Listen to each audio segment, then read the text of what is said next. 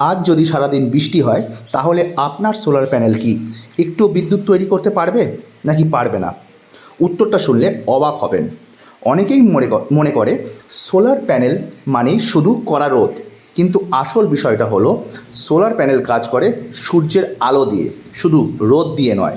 তাই আকাশ মেঘলা থাকলেও solar panel বিদ্যুৎ উৎপাদন করে। হ্যাঁ, উৎপাদন কমে যায় কিন্তু শূন্য হয়ে যায় না। উদাহরণস্বরূপ বলা যেতে পারে একটা 3 কিলোওয়াট সোলার সিস্টেম রোদের দিনে, অর্থাৎ যেদিনকার ডে লাইট রয়েছে সেদিনকার 12 থেকে 15 ইউনিট বিদ্যুৎ তৈরি করে। তাহলে মেঘলা বা বৃষ্টির দিনে 20% থেকে 60% পর্যন্ত উৎপাদন করতে পারবে তার।